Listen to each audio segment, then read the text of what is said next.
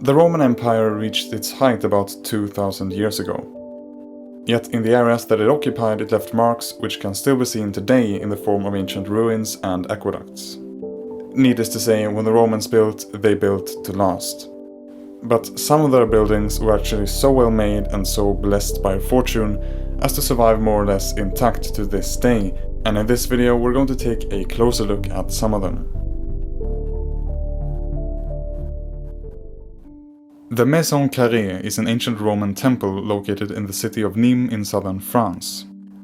The building is almost exactly 2000 years old, being completed in the year 2 AD and dedicated a couple of years later to Gaius and Lucius Caesar, two grandsons and adopted heirs of Emperor Augustus who both died young.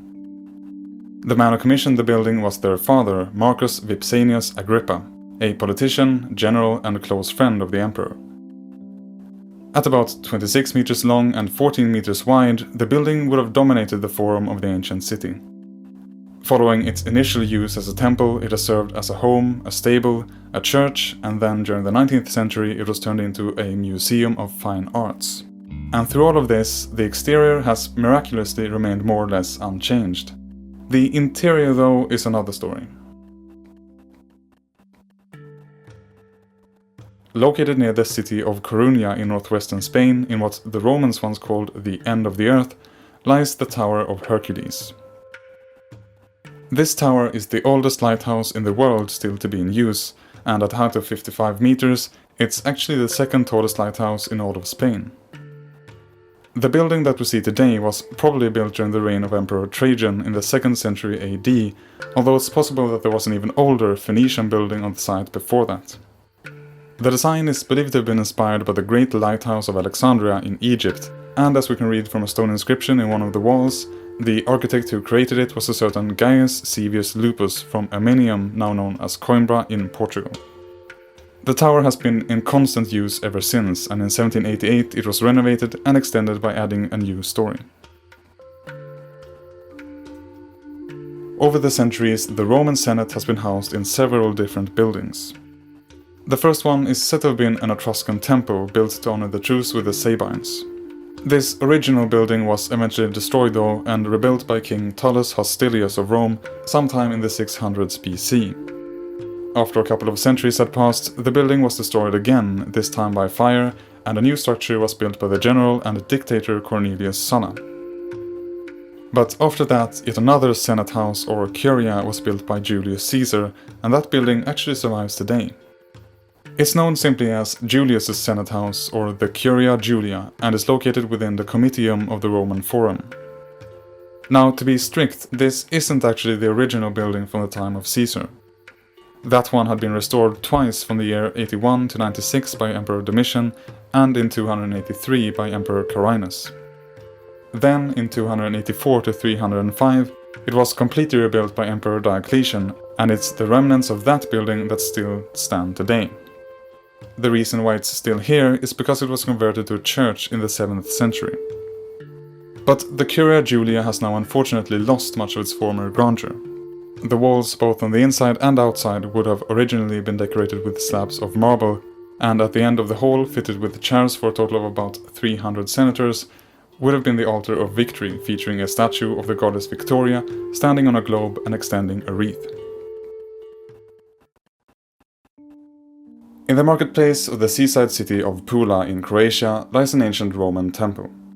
It shares many similarities with the Maison Carrée in Nîmes, for example its Corinthian columns and richly decorated frieze, and is together with it considered the best complete Roman monuments outside of Italy. According to an inscription, the temple is dedicated in honor of Roma, the goddess of the city of Rome, and Augustus Caesar, son of the deified Julius Caesar, father of his country. This makes for another similarity with Maison Carrée, since Emperor Augustus, who after his death was deified, is not referred to here as a god. It ought to have been built during his reign, just like the temple in France.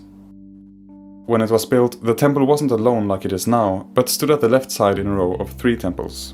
To the right of the larger, central one was a similar building dedicated to Diana, goddess of the hunt, moon and nature, parts of which were incorporated into the communal palace built in 1296.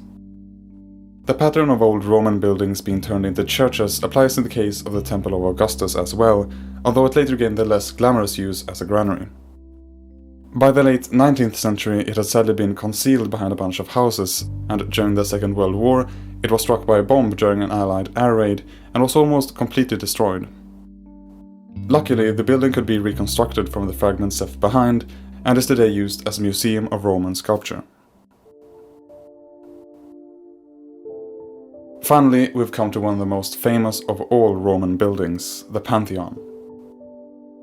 Both on the inside and outside, it has remained almost entirely unchanged since antiquity, and as one can read on the front, it was built by Marcus Agrippa, the same Marcus Agrippa who commissioned the Maison Carrée in France. But it's not quite as simple as that, because the original building, which would have been a more traditional rectangular temple, burned down and was later rebuilt by Emperor Hadrian from 118 to 128 AD, leaving behind only the front of Agrippa's temple. This new building was radical for its time.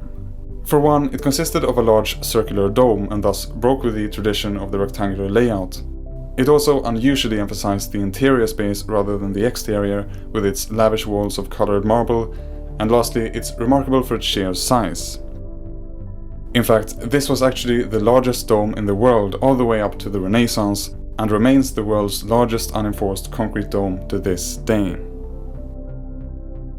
The name Pantheon, which roughly means something common to all gods, has led many to believe that all Roman deities were worshipped here, but that's not necessarily the case.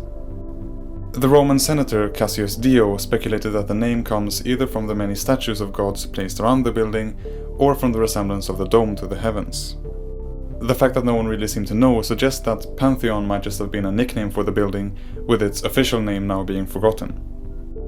It's also noteworthy that, according to Livy, temples dedicated to more than one god had been forbidden, for the simple reason that if, say, lightning were to strike the building, you wouldn't know which god was offended. At any rate, the Pantheon was later, you guessed it, converted into a church, and was thus kept from falling into ruin. When an interest in the ancient world eventually appeared during the Renaissance, this building became incredibly important for shaping the view of Roman architecture, and served as an inspiration for many new buildings, making the rotunda with a portico style far more common in subsequent centuries than it ever was during antiquity.